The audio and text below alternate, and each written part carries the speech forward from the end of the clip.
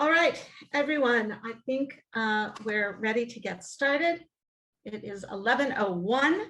I hope everyone can hear me and see my screen. Yes?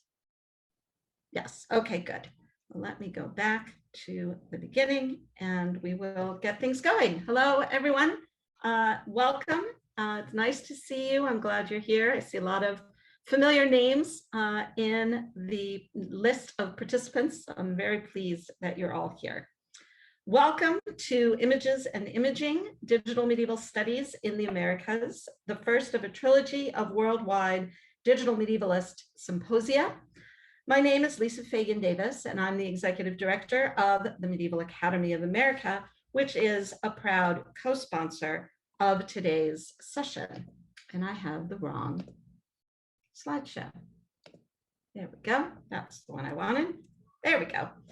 So I invite you to visit the website of the Medieval Academy of America and learn more about who we are and what we do, including our digital programming and our support for digital humanities.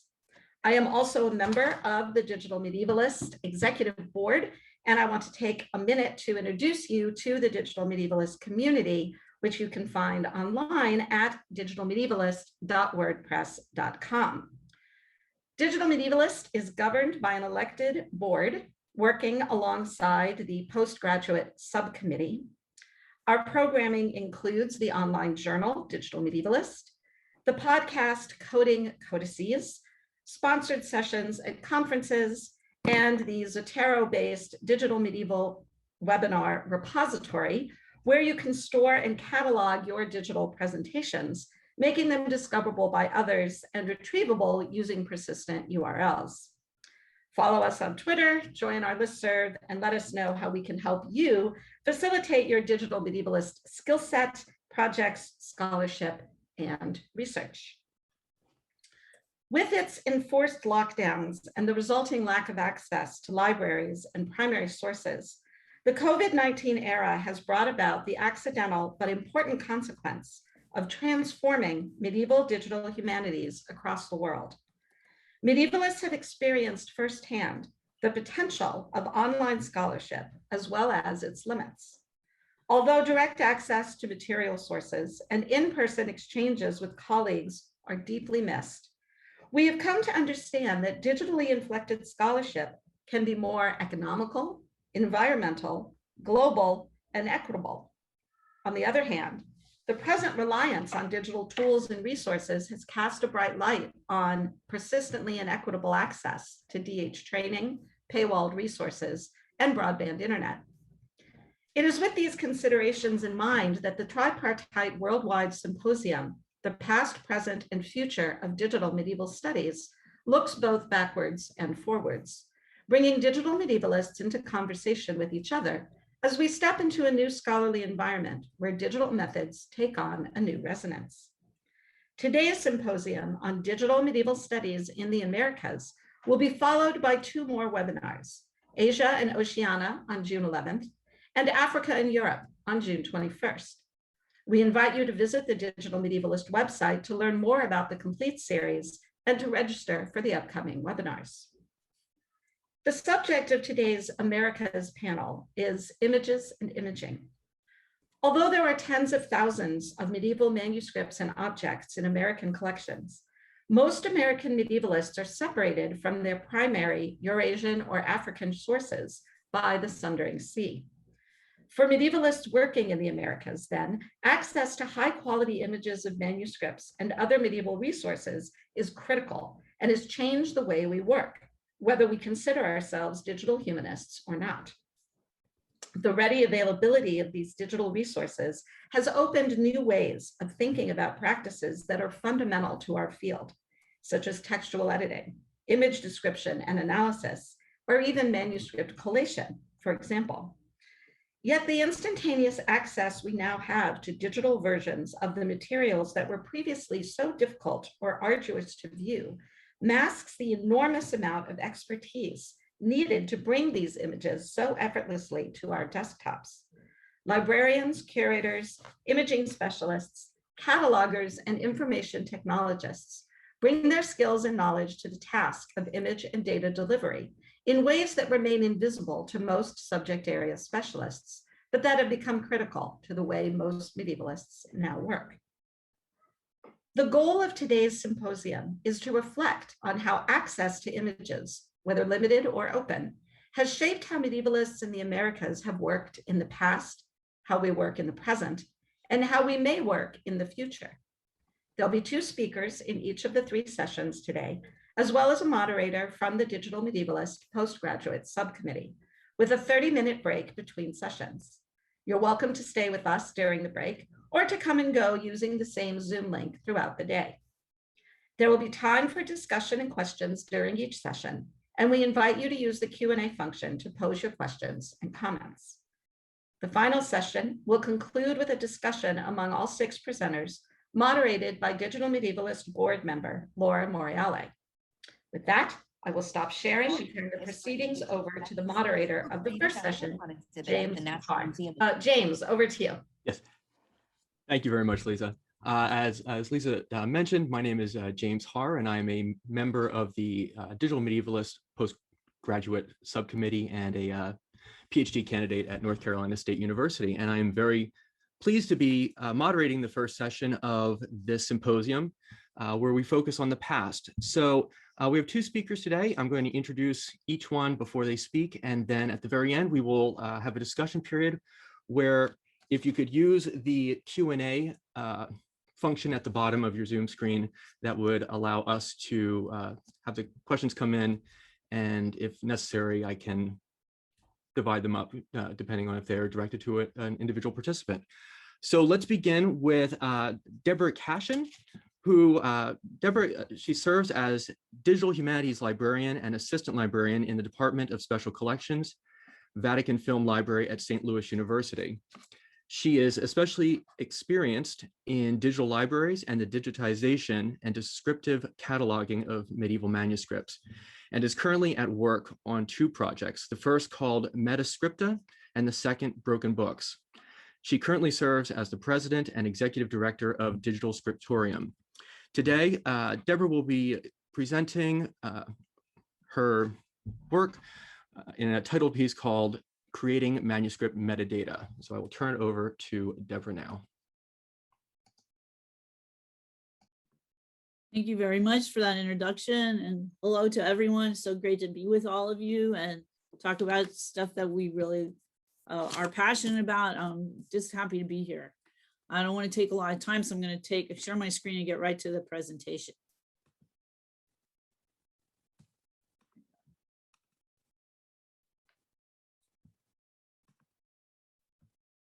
Okay, can everybody see that? Yes. Thank you. Okay, so my talk today, I actually gave it a little bit of a focus, and I'm calling it Looking for St. Bernard, Creating Manuscript Metadata for Digital Libraries. That's really become the focus of most of my work, both at St. Louis University and with Digital Scriptorium. So that I thought that what I'd like to talk about, I'm very passionate about metadata because I've been in digital libraries about 20 years. And in the last 10, I've seen leaps and strides made in terms of the technology for creating interoperable image platforms, including IIIF. I feel like metadata has been lagging behind those, and most of us involved in digital libraries now are at this tipping point where we realize we've got to do something about the metadata structure for the libraries we're building. And so that's what I'm going to talk about today.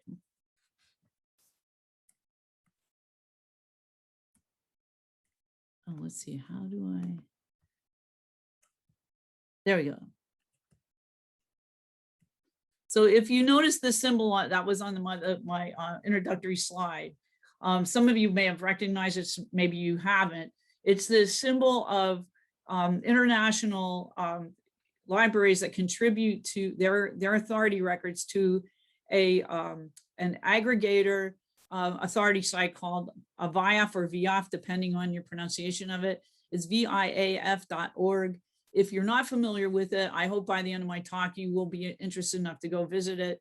What VIAF is it's an authority file for persons, places, or things, and it aggregates records so that all of these different ways of, for example, we're looking at the record for St. Bernard, and there are like dozens and dozens of ways to write St. Bernard's name in different languages and even in different alphabets like Arabic or Greek or Hebrew.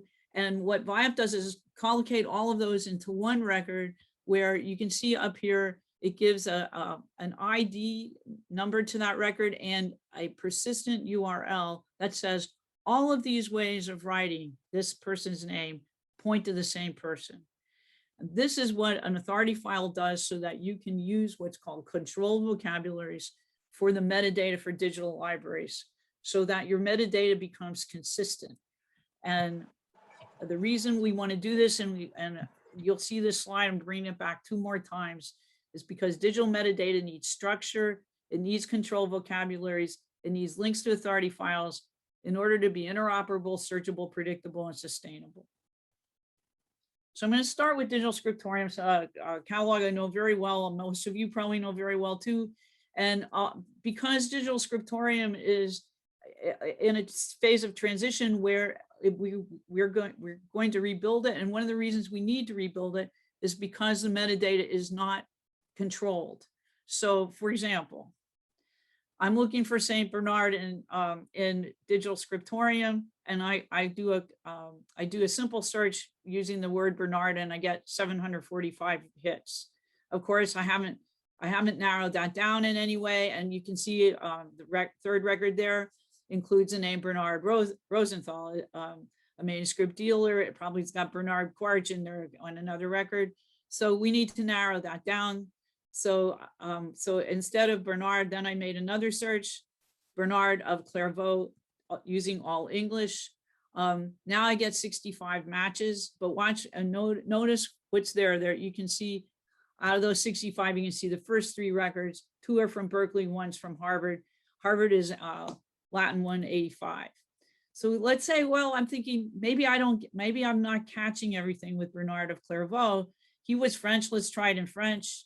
Bernard de Clairvaux, now I have 24 matches, including all the other manuscripts that were at the top, Berkeley and Austin. Those have dropped out. Now I've got Harvard manuscripts, but I don't even have the one I had before with Bernard of Clairvaux. It's gone. And then I'm thinking, well, some catalogers might use his name in Latin. Here's Bernardus Clairvalensis. And sure enough, now I've got 11 more manuscripts. All the Harvard ones aren't here. The Berkeley one came back, and all the rest of them were from New Haven. And these are not narrowed searches. These are searches that are cumulative. If you wanted to really, you'd have to add them all up and go through all of them to figure out which ones are really going to get you records about St. Bernard. So let's look at one of these records. This is Beinecke manuscript 377. Again, you can see what some of the problems are with the metadata in Digital Scriptorium. This is wonderful stuff. It's based on Barbara Schiller's printed catalogs from the 1980s. You can take this information to the bank, but it's not structured enough, and it's not controlled enough to be searchable for users to help them find manuscripts. If you know you want to find manuscript 377, this is wonderful information. But if you're looking for manuscripts about St. Bernard, this is not the best kind of metadata you can have. So the one thing we do with Digital Scriptorium, we started a couple of years ago, is allowing the institutions to link to their own catalogs. So let's go look at this manuscript in Beinecke Digital Library. Here's the description we're in the Beinecke Digital Library now. We have the same problem. This metadata is not structured. However, the creator is. So there, and then you can see that's in blue because that's linkable, because that is an authorized title, and that's actually using the Library of Congress authority record for Bernard of Clairvaux. So this is way better than anything we've seen in Digital Scriptorium, because you can find all the manuscripts that associated with Bernard Clairvaux by clicking on that link. Now here's the manuscript in the Universal Viewer. Beinecke has converted their images to IIIF, And so, and in the universal viewer, you can also see there's a panel for metadata on the right. And that's designed to accept very parsed, structured metadata. What I'm seeing that bothers me about what's in this panel is you can see that all of this metadata actually has not been structured or parsed, and every one of these fields says more, because they've tried to take that master record and all of that beautiful prose from Barbara's catalogs and cram it into the panel for the universal viewer. And once again, it's only searchable by keyword. Here's Barbara's, part of Barbara's record. It's actually longer than what you're seeing here. It shows you how wonderfully, it couldn't be more elegant and more organized and more informative, but it's in a PDF file. And it's, again, it's not controlled. It's not structured the way we need it to be for a digital library. But why if you have a landing page for that manuscript, include the links to things like this. And if the user's where they want to be, they can find that, and they can dig down the rabbit hole of the information about that manuscript. Added to the record, however, again, at the Beinecke is this kind of metadata, which I am sure was built by Diane Ducharme, was recently retired from there. She's an excellent librarian, a rare book librarian. All of those metadata you're looking at right there is both structured and controlled and points to authority records. So why do we want those? Because here's the slide back again. You want to have structured data, you want to have control vocabularies and links to authority files if you want your metadata to be as interoperable, searchable, predictable, and sustainable as your images. So now I'm going to look for St. Bernard at the Vatican, and I put in the term Bernardus because I'm thinking, okay, they're going to use either Italian or Latin for their records. And so I put in the name Bernardus as a simple search. I get 89 records. It's for some reason searched 862. I still can't figure out why I did that, but you can see here right away, the first manuscript listed. Now we can see what the authorized heading that the Vatican is using for St. Bernard. And this is Paola Manoni's work. She does a tremendous amount of work on authority records at the Vatican. They write their own and they contribute them to VIAF. So if you go back to the VIAF page about St. Bernard, you'll see the Vatican's records there too. What's wonderful is that you can go through the Vatican catalog, use this heading, and you'll find the manuscripts that they have cataloged so far. They've got 80,000 manuscripts and only about a quarter of them are cataloged, but the ones they have cataloged so far are going to use this heading. So I'm going to look at this first manuscript, which is Archcap D188. And here we are. We've just found St. Bernard. There he is. He's looking rather happy. And he's at the heading of a manuscript that's about, you can see here, Cantiga Canticorum. It's sermons and tracts by St. Bernard about the Song of Songs. We're looking at the Mirador viewer now. Again, up here in the little left-hand corner, there's a little eye.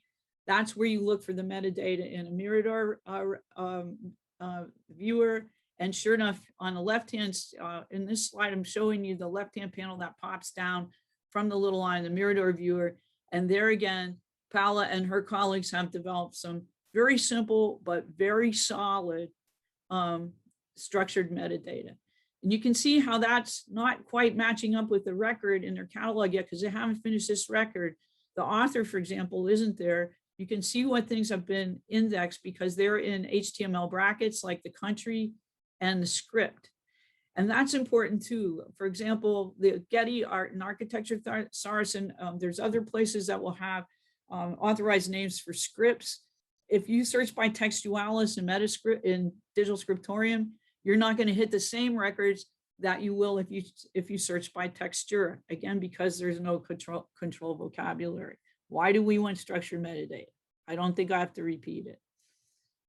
So that what I want to take you to lastly is this the project I run at St. Louis University called Manuscript. This is a digital library for the collection of Vatican manuscripts on microfilm at St. Louis that were made during the 1950s after World War II using a Kodak silver gelatin process, and SLU owns all the original master negatives, and that's what we're digitizing there. They're the best, honestly, it's my bias maybe, but they're the best microfilms I've ever seen. Anyway, so if you want to find manuscripts by author in Manuscript, you've got to go back to the Vatican catalogs, because we know that they're way ahead of us on some of this information. And there's only one of me and one graduate student that catalogs these 37,000 manuscripts. So we have very elegantly simple metadata by century, country, language, collection, microfilm roll. We also add one citation to every record. But if you go back and forth between our collection and Vatican collection, you can also find manuscripts in here that haven't been digitized or cataloged, or maybe digitized but not cataloged at the Vatican. So I recommend working between both websites, Manuscript and DigiVatLib. Here again is a manuscript that I found using both catalogs.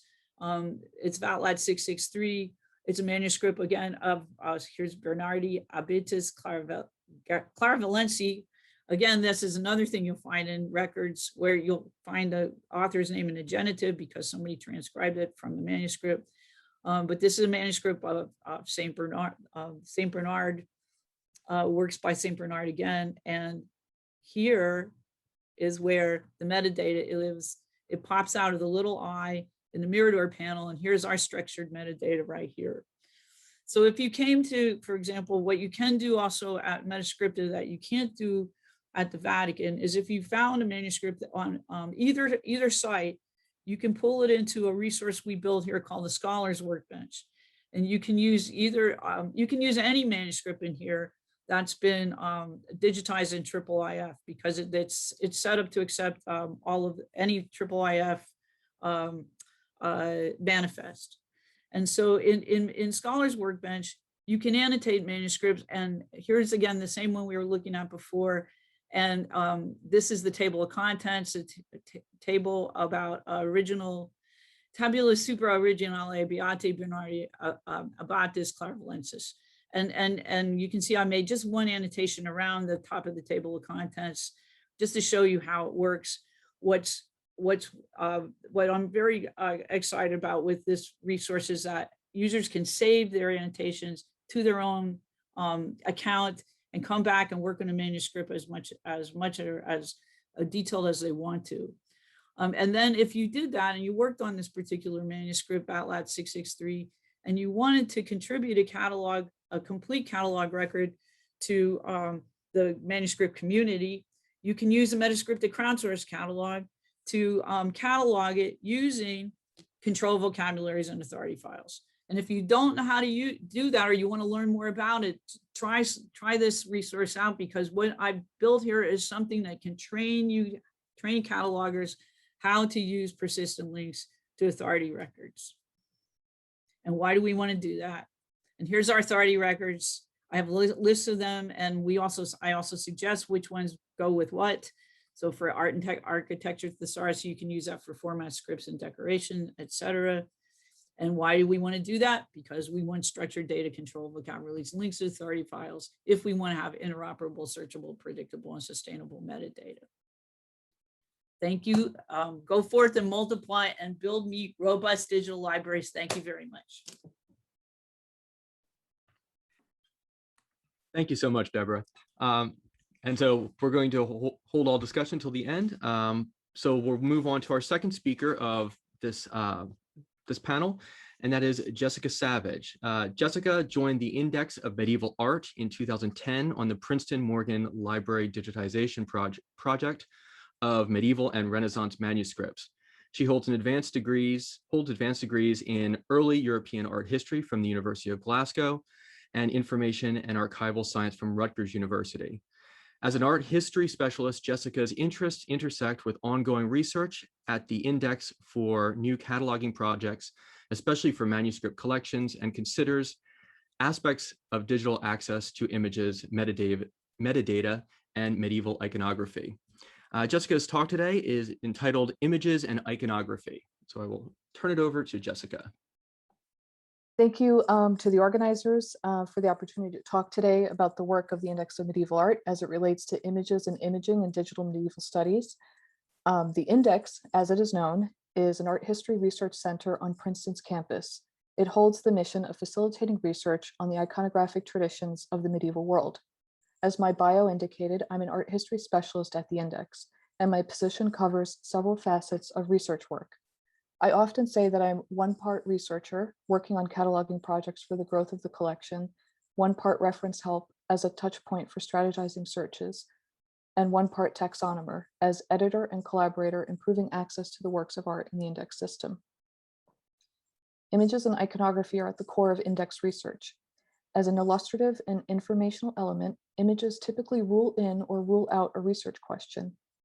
Images are also the source of Index cataloging work, as they provide detailed views of the work of art on which we base our descriptions. As iconographers, we carefully mine photographs for subject matter, amplifying our descriptive collection of medieval visual evidence. Images allow us to see clearly and isolate an art historical instance for inclusion into the corpus.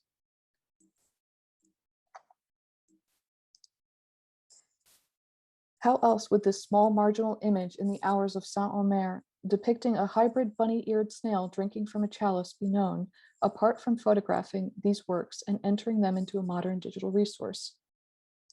One click on the linked term hybrid snail brings you to over 30 more indexed examples of fantastical snails, including human-headed ones, winged ones, and even snails wielding spears.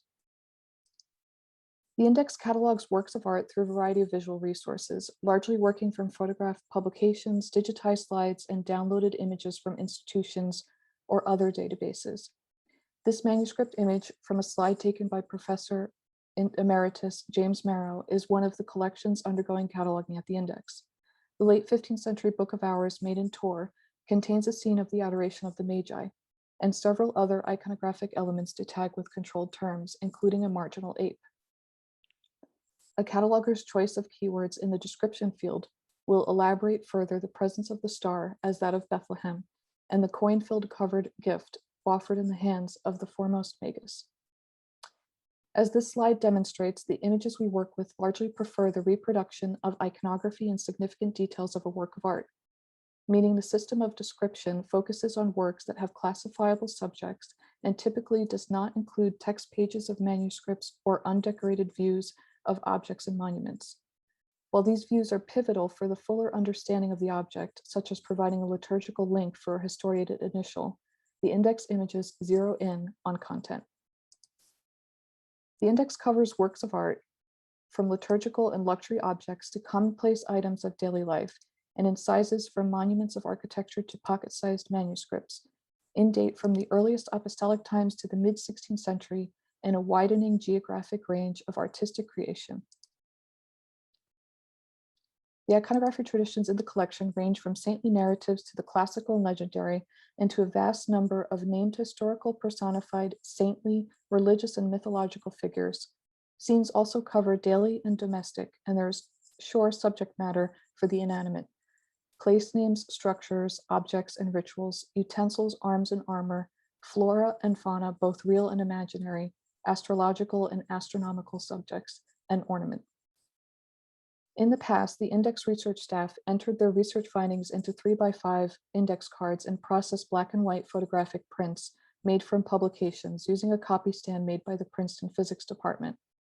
The Index collection grew under strict adherence to established headings, an encoded placement in the files, and a neutral description of the iconography using standardized cataloging language, which stripped writing of its articles and favored brevity and consistency.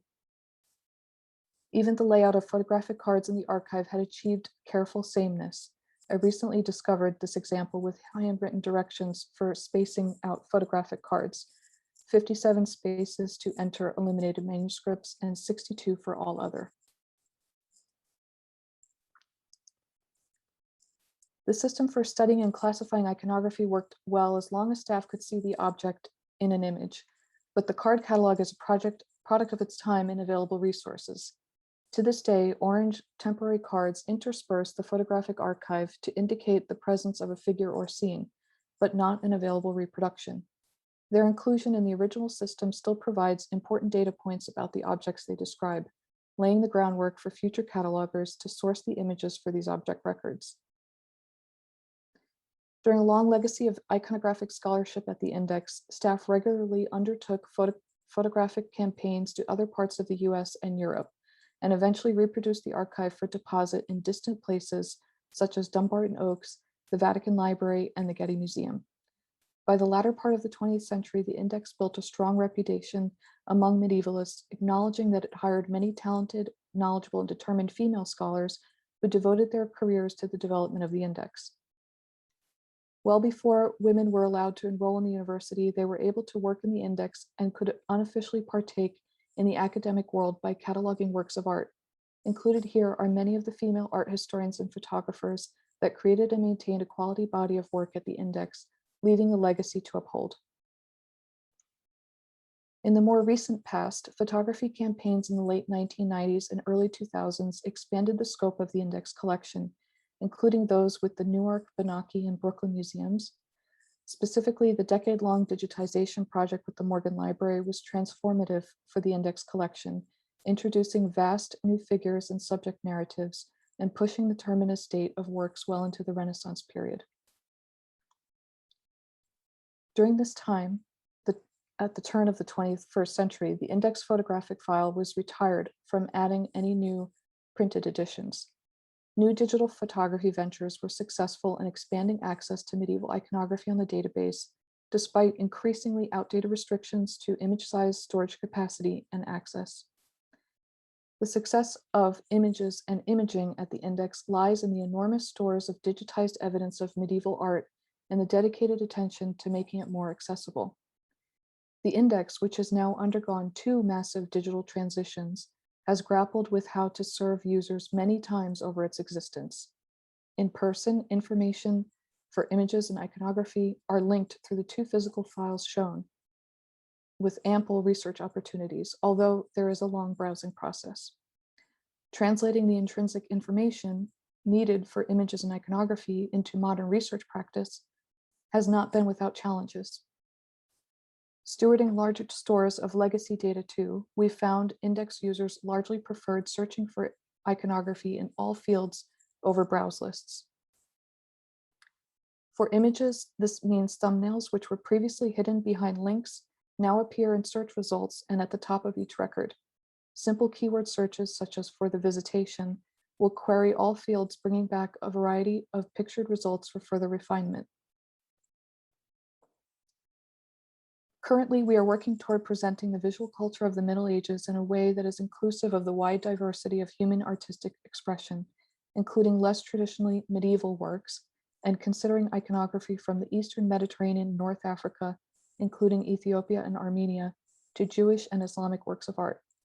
A current project of mine is assimilating and studying a set of illustrated Haggadah in the Israel Museum, first indexed by the Index of Jewish Art. Included here is the famous bird's Haggadah from circa 1300. The index is still in the process of being weighed, tested, studied, and made fully available online. Recent inventories of the photographs have helped us gauge our process for full digitization, and a long work from home period, ongoing still, has allowed us to make huge strides cataloging archival holdings, improving image quality, and assessing subject information on the whole. A new subject classification network, pictured here at the top 5 levels, history, nature, religious subjects, society and culture, and symbol, concept, and ornament, groups iconographic headings together with some thematic structure. This new classification undertaking has highlighted overall index subject content and coverage in fresh, new, and unexpected ways. Today, the subscription costs of the index database have dropped dramatically, increasing the user base of the online index resource and interest in our activities. At the heart of this growth is the representation of iconography that allows us to discuss identifications, facilitate a space for research and teaching, and look forward to another period of changing the subject landscape at the index. To conclude, the index often looks inward at past practices to steward a legacy of information and images, and outward at the vast amount of new material that is available to medievalist researchers. Images and iconography work simultaneously to enrich this platform for scholarship, constantly shaped by the availability of research, trends in scholarship, and collaborative labor to focus on the quality of the information end product. Importantly, these projects will always be, in some way, a work in progress. Thank you.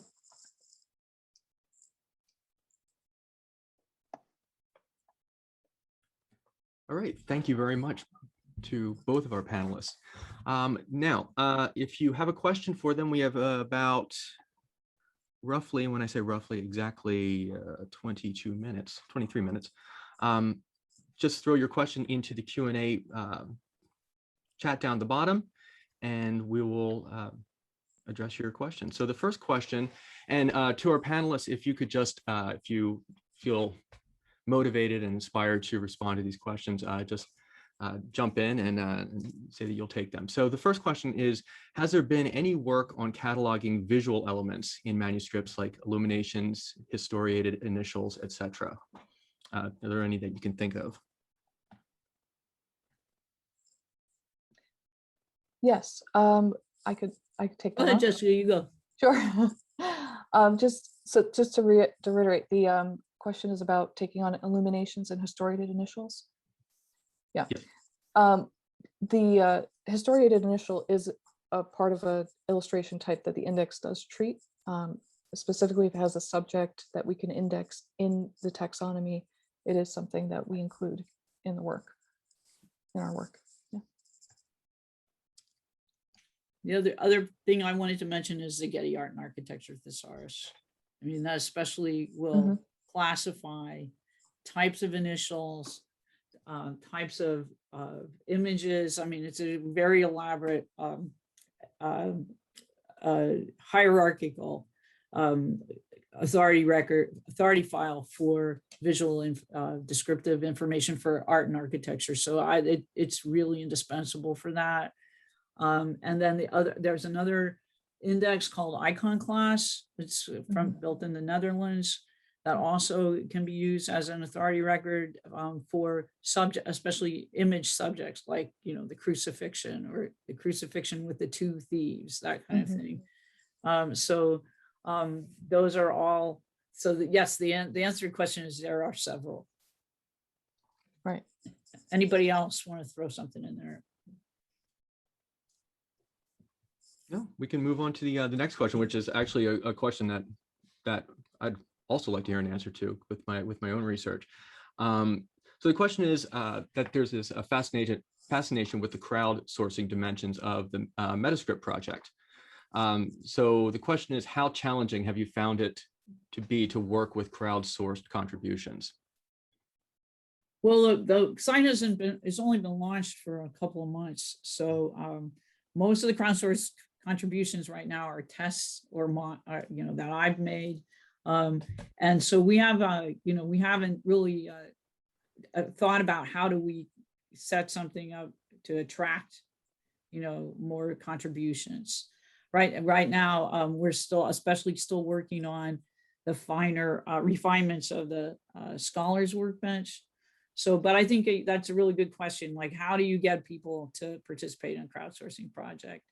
And I think I've noticed other people doing things where you can sort of have some kind of competition or some event that sets up an occasion where you have you invite contributions to hopefully get more people interested in it. But I think it's a big challenge. You can build all the resources you want. How do how do you if you build it, will they come? Is the question. Yeah. Excellent. Okay, so let's move to, unless Jessica, you had anything to add? I didn't have anything to add on that Okay. one. No. All right. Let's move to this question, which is, I'm curious whether anyone at the index is exploring using machine learning to identify new possible classification categories and clusters of related motifs. That's a great question. Yes, we have definitely talked about it. We are aware of the advances in technology and that a lot of our description could possibly be automated with some of these programs. Some of my project, I wanted to go into how much of this is a human element and how much of the index is still very collaborative. And we're meeting every week to discuss improving the iconography and the headings and what they cover and the definitions. And writing these authority files really require this collaborative human interaction and some specialist knowledge. So we think we will always be needed to index works of art into the system. I would love to see how much more comes out, and we're definitely following. We're definitely following it. Yeah. Well, the next question is also for you, Jessica. So this one is, are there any plans for the index to develop an API? Kind of a nice follow-up, similar question. Develop an API or bulk metadata download that would let researchers analyze the metadata as a corpus. And then the follow-up is, I realize that many of the images have permissions, restrictions, but the metadata may be adequate for some research questions. Right. We have been asked about that before in the past. One of the issues with this is we're behind a paywall. This is a subscription database. So there are some restrictions that we keep in terms of holding some of our information. Still, we can't be completely copied. This is how it's been explained to me. So we can do brief digests, and that's often what I'll do for a research question is I'll look at a specific topic and I'll be able to provide references. So depending on the topic, but we don't do complete downloads of the database. Batch downloads. Yeah. Right. The next question, as looks like it's open to both panelists. To which degree are these projects that you're covering? To which degree do they also cover Islamic and Arabic script materials? So there was a Hebrew example that Jessica showed, and the Vatican Library owns important Islamic collections. So to what extent do you look at these manuscripts? Go ahead, Jessica, you go first. Okay. I have, I'm working on Index of Jewish Art material right now. I had intended to start looking more into the Islamic manuscripts. It's not really within my specialty. I just have a lot to learn. I'm really eager to learn about it. I work with Pamela Patton at the Index, and she's our Islamic person. So she's working on it. I'm working more on the Jewish material. Right, Deborah? Yeah. Yes, we have non-Western manuscripts in the microfilm collection, obviously in the Vatican collection, also in Digital Scriptorium. I have all St. Louis University's manuscripts in our collections there, including all the Arabic manuscripts, Syriac manuscripts, etc. Obviously for cataloging, it depends on the expertise that you can find to help you do all this. But I've already, it depends what graduate students are come to me and work with me on the project. 1 year I had a theology PhD student that did all the Greek manuscripts, all the Hebrew manuscripts, all the Syriac manuscripts. And obviously what I really like to have is a student next who's got those kind of skills in Arabic, but that's definitely part of the collection, and it's definitely part of the plan. Digital Scriptorium, especially part of the ambition for the rebuild in Digital Scriptorium, is to bring in more non-Western manuscripts. It's never been a policy not to have them. Like I said, slews are in there, but the new DS is going to be far more inclusive than it has been in the past. Excellent. Sorry, there's a question that came through on the, here we are on the chat. Open to both panelists. How do you deal with color in art? So how do you look at that as you're analyzing the work? I could say a quick word about that. I had mentioned something earlier in my talk, but I think I might have taken it out. The early index was built on black and white photography, and when the first digitization happened in the early 90s, the black and white images were what was largely attached to records. And it became common practice to just negate color out of our records. And it was also part of an overly interpretive take in some cataloging opinion. So there were certain things that were special that were given, like a purple robe, for instance, or like an ermine trimmed garment. Those things will get extra description in a record. But by and large, we have not talked about color yet. but are hoping to do that more in the future. It's a difficult problem for digital images, because even if your image's quality is really true and your color is really true, it depends on a monitor that someone's using, what those colors are going to look like.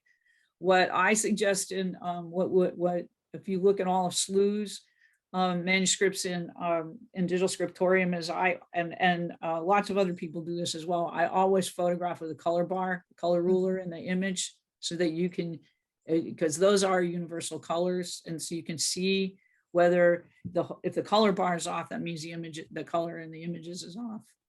So I think that's, but the images themselves are, the digital photography is becoming better and better and better about high quality color.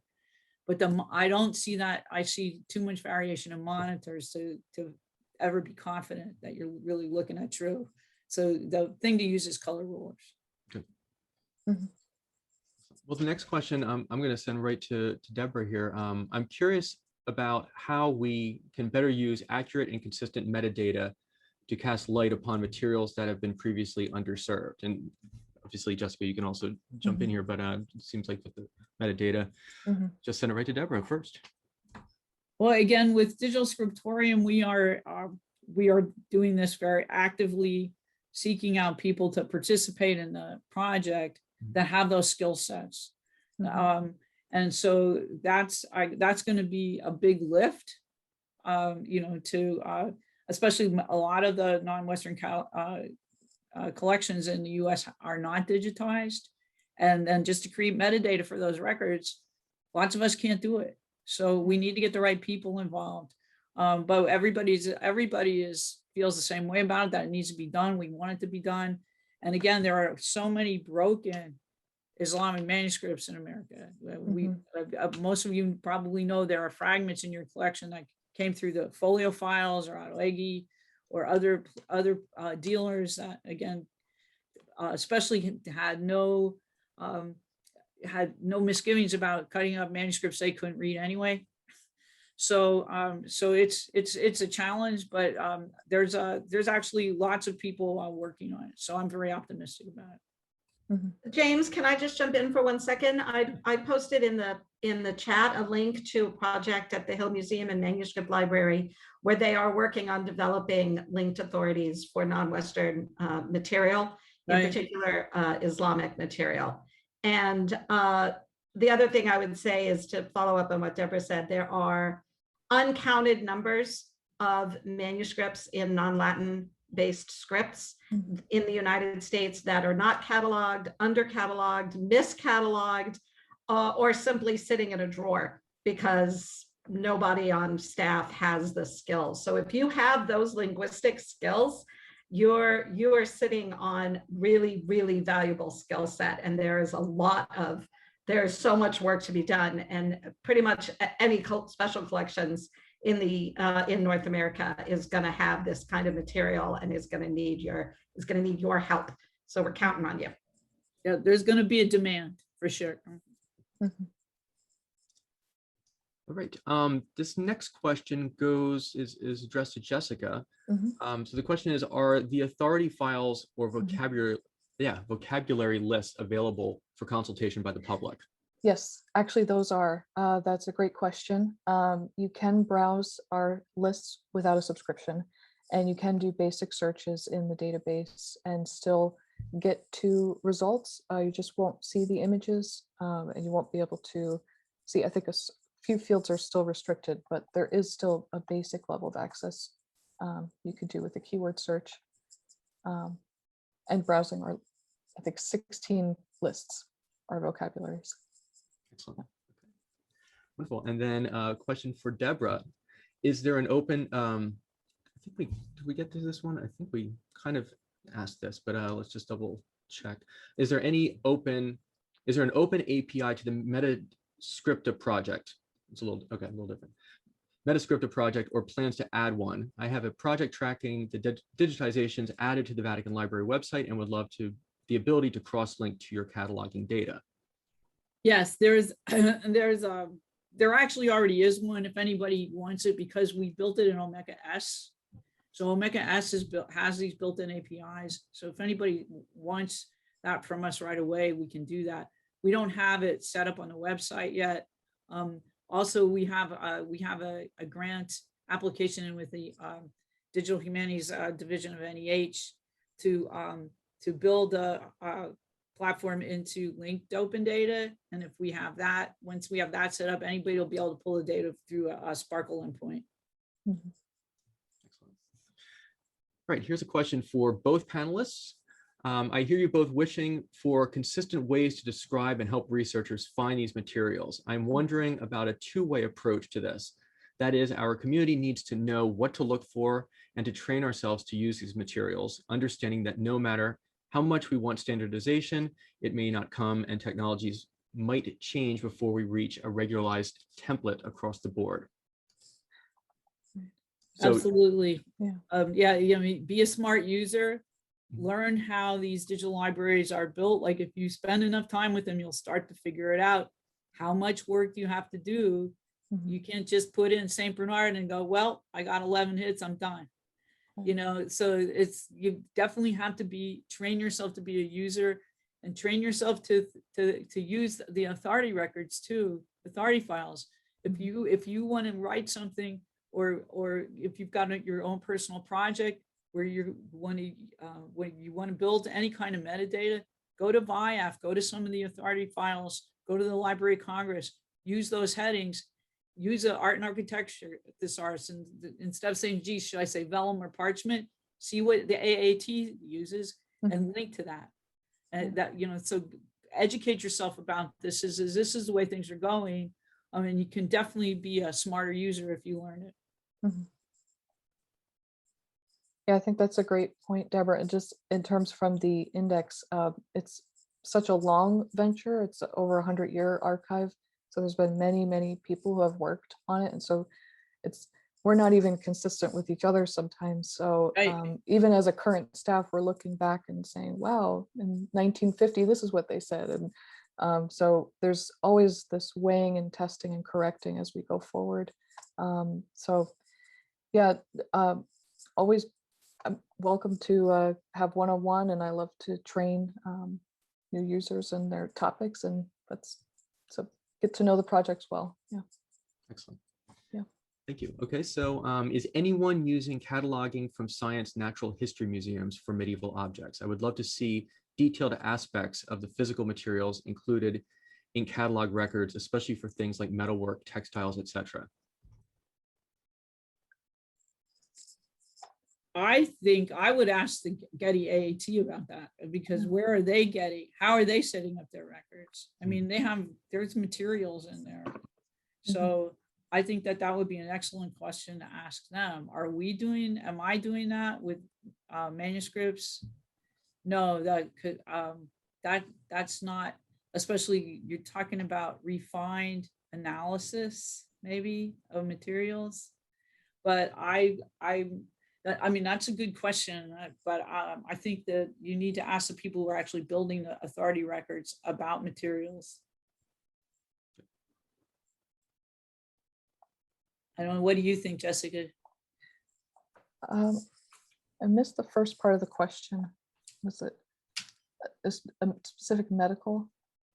Sorry, it was, do you use or do you know anyone who is using cataloging from science or natural history museums for medieval objects? And the idea is that incorporating the materiality into the catalog records. That's a great question.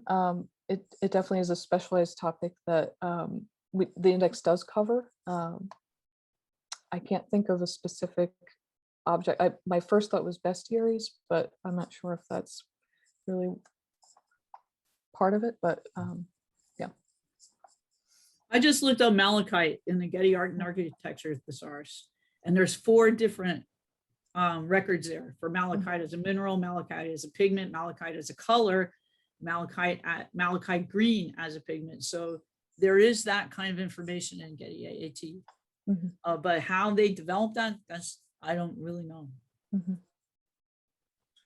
we have let's do 3 more questions. One, I think, Lisa, you want to address, but the first question is, in terms of getting the right experts to catalog and create metadata, is there an ethical dimension to how experts are compensated? Are we diminishing the value of our hard-won advanced degrees by crowdsourcing this work, or alternatively, are we collaboratively building the future research world we want, where degrees might not matter so much?